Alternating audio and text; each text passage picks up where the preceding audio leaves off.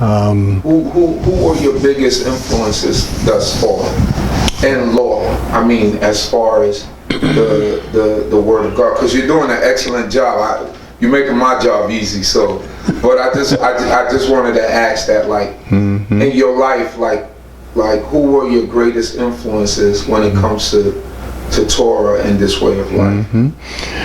Well, I'll start at the very start. Chief Counsel Daniel. Right. He when he spoke, I could feel him in my breast. It was like, you know, the Most High. You know, I said, I had never even thought about the Most High. What are you talking about? We're talking about an unseen, irresistible force that is creator of everything, made you walk through my door. There's no accidents, you know?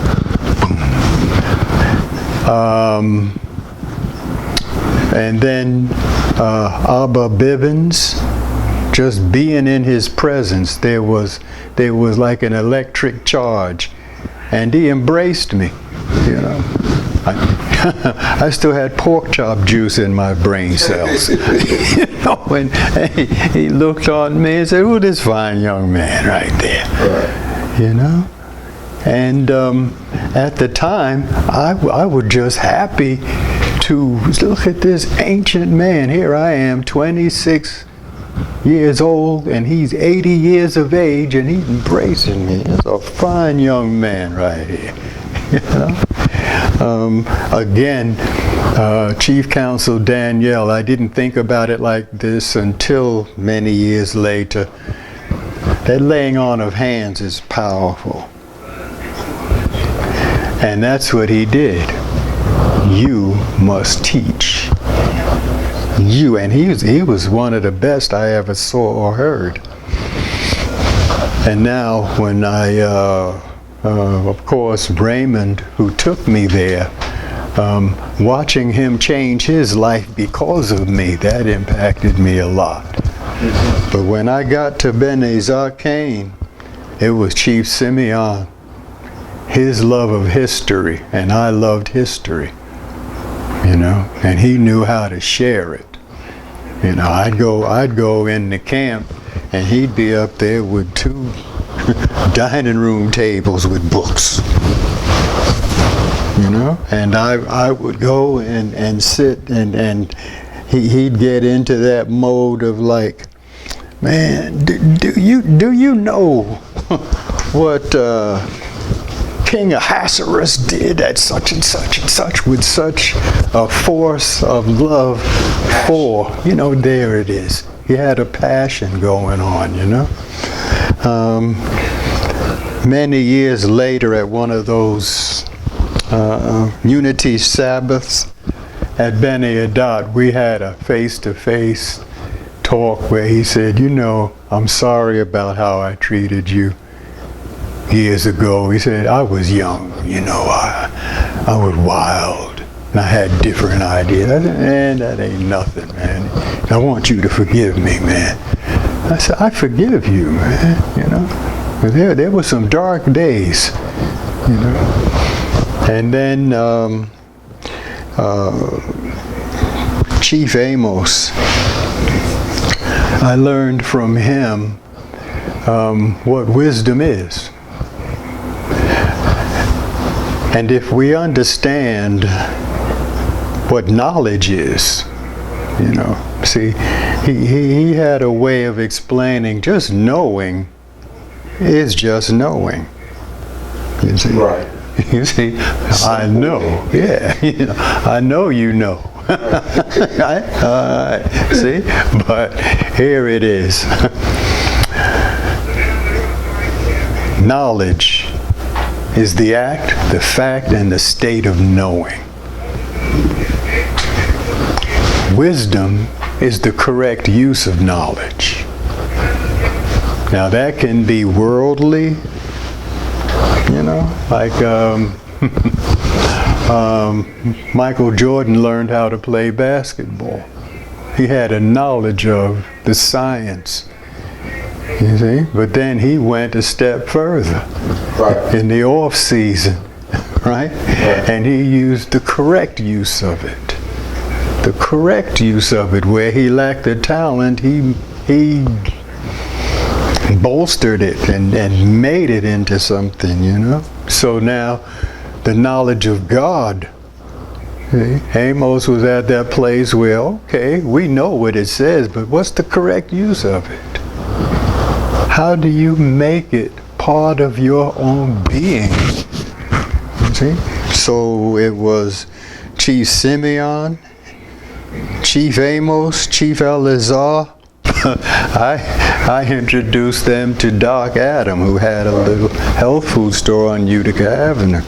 So the love that they surrounded me with made me able to stay in a place that was touted to be a war camp.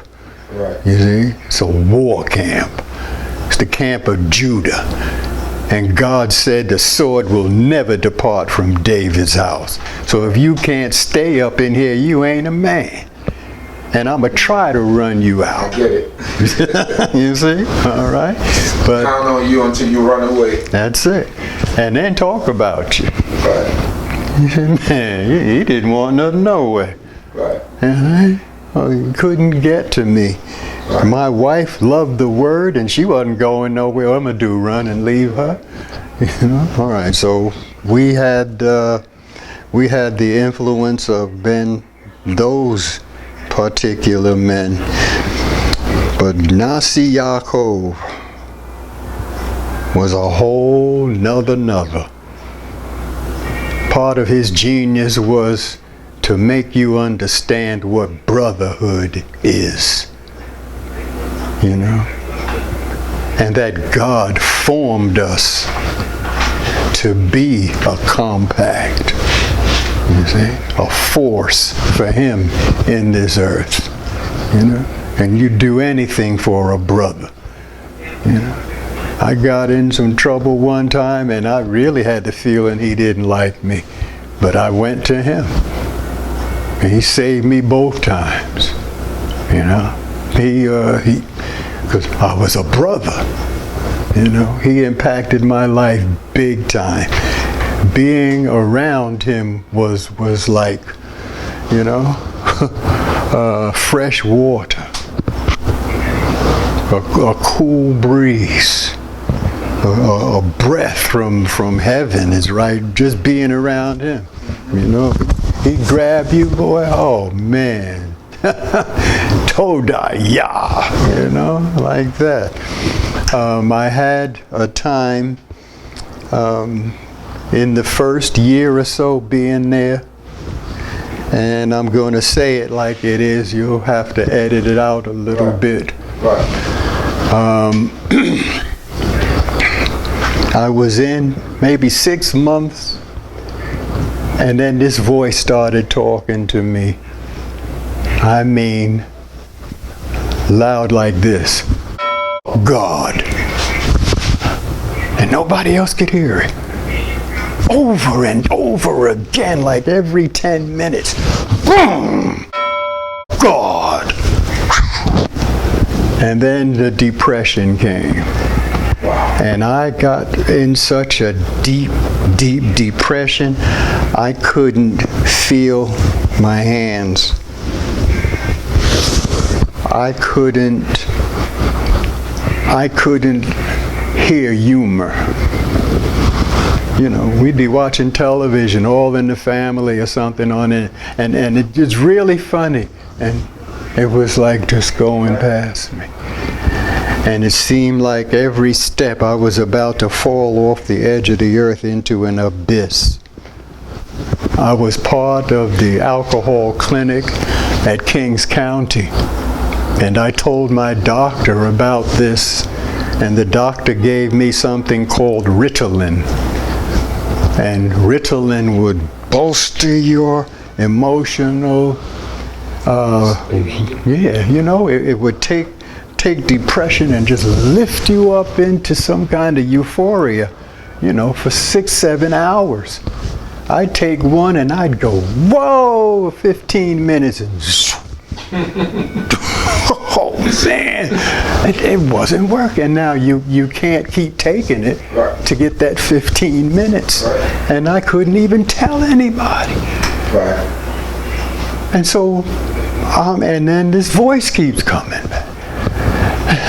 So I'm in the camp one night, and Nasi Yaacob was in the kitchen.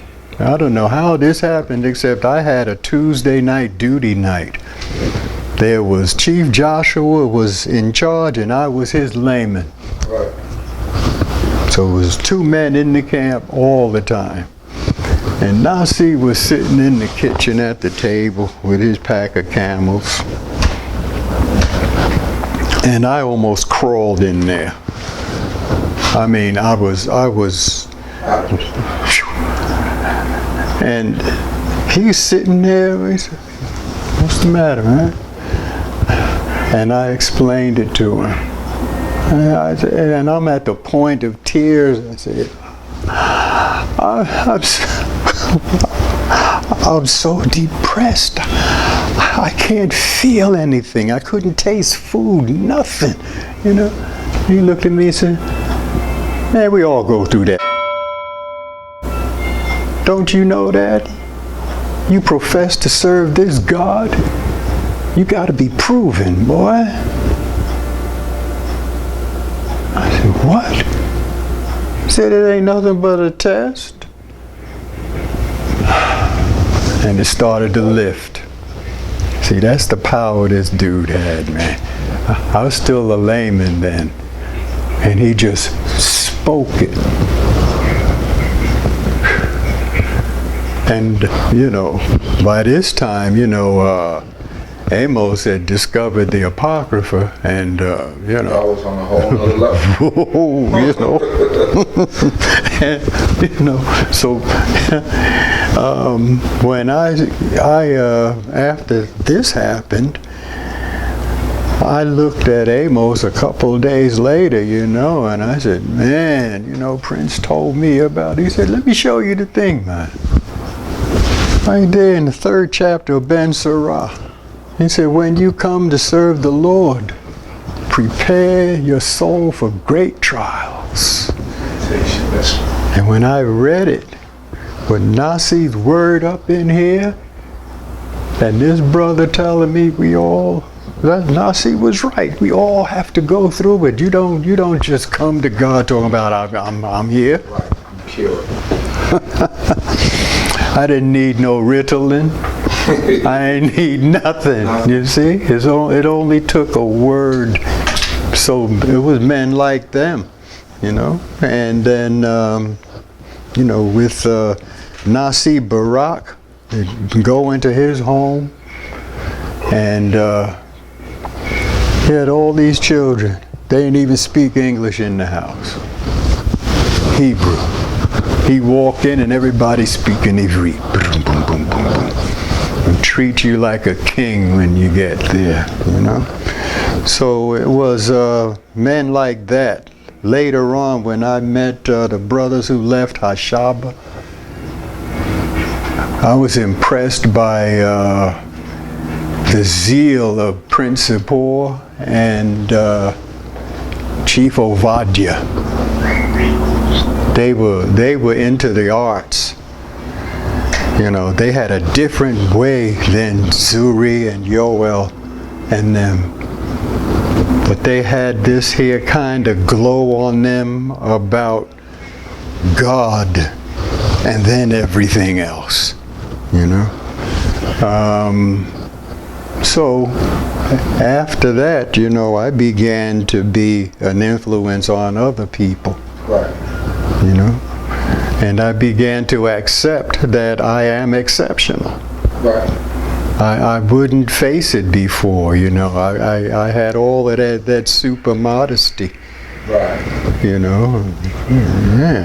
But and then I began to accept it and to move with it, because God saved my life so many times that that would be another 6 hours.